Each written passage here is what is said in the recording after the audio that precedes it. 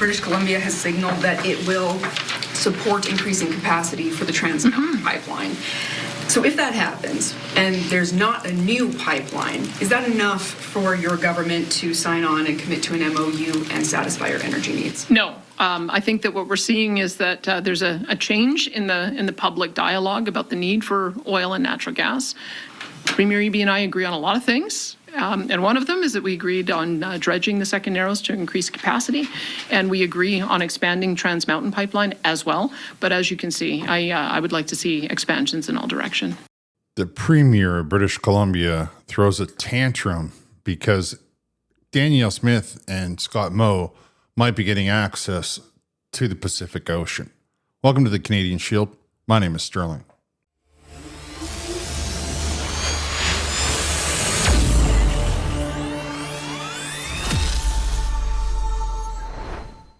Before I get into this story, I just want to say that I understand that Mark Carney is in the Middle East embarrassing us, and I know that he's playing. He's got one deal with Quebec and one deal with British Columbia and a different deal with Alberta, and none of those deals can work together. I understand that Mark Carney has gotten new marching orders from Brookfield and is desperately trying to help them make money off of the carbon capture. I'll cover Mark Carney in a different video. This video is about David Eby losing his mind because of this rumored memorandum of understanding between Alberta, Saskatchewan, and Mark Carney's government in Ottawa.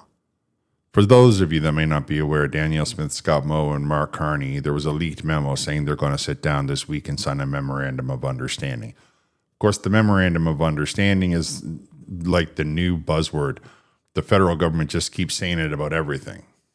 They signed a memorandum of understanding a year ago, right in April. They signed a memorandum of understanding with China, a memorandum of understanding with the UAE. It's just, to this point, it's been said so often it really means nothing. Danielle Smith, though, is not about to let go of the fact that she has these products that need to get to market, and her province needs more than just one little pipeline that's already at maximum and everything that they're sending down into Donald Trump's America. Mark Carney, he is walking on all kinds of coals because British Columbia is trying to stop Alberta's products from getting to the market. Quebec is stopping Alberta's products from getting to market, as well as Saskatchewan. So now Mark Carney's budget is passed. He made a big deal about how C5 will allow him to, at the stroke of a pen, decide what projects are going to be built and what projects can skirt what laws. And of course, it's all about to come crashing down around him. Danielle Smith, however, is only concerned about getting the product and the resources out of Alberta, and rightly so. Now, I am aware that there's the question of 51 in Alberta coming up very soon. I will say this, though. From what I can gather from the people that I've talked to on both sides of the aisle, like both sides of the question out in Alberta, the one thing that both sides of the separate from Canada or not separate from Canada groups can agree on in Alberta is that equalization payments do not work for Alberta, that Quebec gets away with too much and gets given too much. So no matter what happens, guys, that equalization payment system has to change. Now, Mark Carney is not prepared for any of these kinds of things because it takes a subtlety and a nuance that he just simply doesn't possess. I've always told you, he's not a Trump, let's make a deal. He's simply a corporate raider, which is nothing. It requires no skill. They just come in with all of your money, buy up somebody else's product, and then hope that it turns a profit. It has absolutely zero diplomacy in it. In fact, it has the opposite of that. It's the business equivalent of a full-scale invasion. Most of the time, it's called a hostile takeover for a reason. Eby apparently doesn't understand any of this, and he went on Vashi talking about how he doesn't feel that they should be making these decisions without him, and how the tanker ban is a wonderful thing, and without the tanker ban, he's going to lose support of some First Nations groups in northern British Columbia, and just a whole bunch of ridiculous statements to support this contention came spewing out of his mouth at quite a little bit of attitude, if I'm honest. All right, so let's dive in. Yeah, well, I'm certainly aware that Premier Smith has been pushing hard for her project to be listed, as she described it, on the major project list by Grey Cup weekend. It obviously was not. There certainly was not discussion about a meeting between Saskatchewan, Alberta, and the federal government negotiating the terms by which a project will be delivered in British Columbia without British Columbia at the table. Yes, I've outlined for the Prime Minister, senior ministers, backbenchers, the Canadian public, the British Columbia public, anyone who will listen, that the oil tanker ban in British Columbia off the Canadian North Coast is the condition precedent, it is the requirement, it is the foundational building block for coastal First Nations support for projects that are worth in the neighborhood of $100 billion. Now, I know out there on the left coast of Canada, you think that a few people should have the right to hold up prosperity for millions of people, but that's not how democracies work. You don't have exclusive access to that water. There's a lot of coastline there, and you don't have a single care when it's an American tanker sailing out of, say, Alaska down to San Francisco or Los Angeles. However, none of that matters to the point where you think you can tell Canadians with your tiny little segment of the province how they can have or have not prosperity. Your projects are worth hundreds of billions of dollars, you just said, or $100 billion. If the individuals that you're dealing with are so temperamental, perhaps those deals are not as strong as you're trying to indicate. Somehow Danielle Smith and Scott Moe know better than literally generations of politicians from all parties that have observed through practice and then recently through legislation a ban on oil tankers off this coast simply because it is so dangerous and so precarious, that Danielle Smith and Scott Moe know better. They feel to me like two tourists wearing sandals wandering off into the woods in the North Shore of Vancouver saying, don't worry about us, we'll be fine. They don't know what they're talking about. And not only that, there's not a real project here. And the threat to the projects that I told you about, those 10,000 plus jobs, the largest private sector investment in Canadian history that is reaching final investment decision, the threat to those projects is the coastal First Nations saying, if you lift the tanker ban, we will no longer support these projects. Couple of things there that don't make any sense. If it's not an investment, if it's still a reaching final approval, final investment decision is what they call it. Before it's final investment decision, it's just a discussion. It's just a talk. There's no money. Generation, literally, or generations, or whatever he said, of politicians in British Columbia, but it's not British Columbia's law. It's Ottawa's law. It's a federal law. And do you know why it's a federal law, Mr. Eby? Because British Columbia is not the proprietor of the water. That's a federal jurisdiction. So I don't know what you mean, because it's not British Columbia that has the right to ban what goes on in the water. What I have mostly heard her say is, we hope that BC can exploit those natural resources to the benefit of British Columbians and Canadians. We just want the potential ability to do the same thing should the opportunity be viable. And we have not had, in her view, as I hear it, a federal government that even in principle was supportive of that. Yeah, I guess, you would do a great job writing speeches for Danielle Smith if she put it that way, but that's not what she's saying. She is saying that there are 9 bad laws or something like that in Canada, and that if they continue to exist, that they mean that Canada is broken and it is not functioning. And one of those bad laws is the oil tanker ban off of the coast of British Columbia. And she wants that ban removed. She wants that law rescinded without a single company, not even one.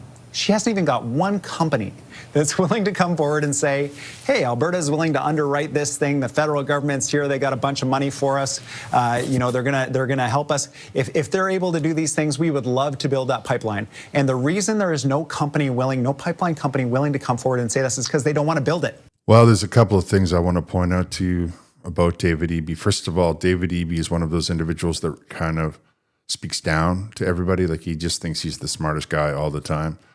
And when you try to explore whether or not that's the situation, his story is just basically a repeat of everything else. That's why you had to hear him say, Canada is broken, which is what they already tried to talk to you about when Pierre Poilievre mentioned that Canada is broken. And he only mentioned it because, Canada is broken. I think that this is a great example of how we have all of these resources and we don't have anybody with the political will to get the money out because they're so terrified of what would happen if they had a strong middle class. I further think that David Eby's just deciding that Danielle Smith doesn't have any investors is kind of a ludicrous concept, but I will show you. So I won't just say it out loud. I'm just going to show you what I feel is a strong indicator that David Eby is the one who has no idea what he's talking about. I'll leave a link to this article in the description. Biggest gas pipeline build-out since 2008 propels Trump energy push. And you can see that there's a lot of natural gas facilities being built right there. As many as 12 projects to install new pipelines or expand existing ones are on pace to be completed next year in Texas, Louisiana, and Oklahoma, increasing the region's capacity to ship gas by 13%, according to data compiled by Bloomberg from U.S. Energy Information Administration estimates. It will mark the biggest one-year expansion for Gulf Coast pipelines since the height of the shale gas boom in 2008. Why, Mr. Eby, would you think that there would be any difficulty at all getting an investor for those pipelines? That's all they do. Their entire job is to find ways that they can get pipelines. That's their entire business model. It's funny that you say, we have $100 million or $100 billion worth of investment for pipelines and for gas and natural gas exploration and development, and somehow you think that that's all the money those companies have. Somehow you think that there isn't other investors like, say, Brookfield, who are quite willing to underwrite the costs of the project because they know it's going to make them a lot of money, not to mention the amount of connections that Danielle Smith must have with the oil and gas sector. But you don't want the facts to interfere with your desire to stop Alberta from finding prosperity. You can't believe the ignorance coming out of his mouth in this next segment. I think, Vashi, with respect to the question, the idea that Alberta has been frustrated in realizing access to market is bizarre. And the entitlement, the belief that only Alberta should have access to that kind of money from the federal government and that kind of support and that kind of hand-holding, it is an entitlement that cannot continue. They have no project, no proponent, no route, no permits, no nothing. All we ask is that they stay out of the way. Let us deliver these projects for the country. Can you imagine the unmitigated gall it takes to try to use the term stay out of the way? It's amazing how much hate he spits towards conservatives, and yet every time the conservatives say something, he tries to co-opt it for his own. Because he doesn't have any arguments of his own. It's all manipulative. Everybody on the left just tries to manipulate. It's all about how you might upset the First Nations. It's all about how we have the right to talk about our water. The fact of the matter is, Mr. Eby, you stand there asking for empathy for the First Nations, for all of these jobs you don't have any money for yet and may never materialize, all the while looking Albertans in the face and telling them that you don't feel they have any right to be upset about how much of their market or their product is getting to market. You believe that they can't look down south and see the amount of pipelines that are being built. You think that they don't see Donald Trump signing LNG deals with Europe, with Japan, with Korea, steel deals with all of these countries as well, and many other deals that are all tied to natural resources. You believe that you're the only individual in the entire question that has the first and the last word. I know that that's hard for you to grasp, Mr. Eby, that you would not be the smartest person in the room, and that there are plenty of people who are not politicians that are actually well versed in the subject that we're talking about, and who really would like nothing better than to forget that you ever existed, except for the fact that every time they turn around, people like you have your hand in their pocket, and then telling them that if they try to make any more money, well, if it offends a blade of grass, or if it needs to go on a ship, then you're going to get in the way of that. So you take all of their money and then tell them that they have to do without and they have to like it. Well, I can assure you, Mr. Eby, they do not like it. And speaking for them, but I feel confident that I can express this for them. They do not agree with you in any way, shape, or form. They are very frustrated about the equalization payments.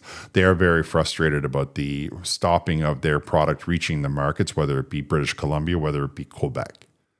And they are to their breaking point, if I'm completely candid with you, just like the economy of Canada. Mark Carney is well aware that the economy is teetering on the brink, and he is desperate to try to get out in front of it. So he wants to throw all kinds of money into the system, like I told everybody he was going to have to do. It's going to be the only way that he can avoid a short-term recession. He has to dump money into the system, and he has to do it under the guise of the product coming out of Alberta or the product coming out of Saskatchewan. He's not going to be building anything. He's simply going to be writing checks in the effort so that he can sustain the economy through Christmas, and hopefully it won't shatter and collapse down around us just in time for his spring election. Now, I wouldn't expect Mr. Eby to understand any of that or to care. I do know that he should practice what he preaches. I feel like he's being very entitled and that he should get out of the way. I think further that he's using words that are describing not only the NDP in British Columbia, not only the Liberals of Quebec, but the Liberals of Ontario, of the federal government as well. You're very entitled, and you have brought to this country a lot of hardship, and it's time for you to get out of the way. Get out of the way, because the people on the right who have been patient, who have been tolerant, who have given you every opportunity to prove that your thinking is sound, have come to the realization, the rationalization, that in fact your logic is flawed. They see what the solution is. They understand what they're trying to do. And the only thing in the way is people like you who are entitled and obstinate. That's how I see it anyway. You can let me know what you think down in the comments. I'm going to wrap here. Thank you for listening. I'll talk to you next time.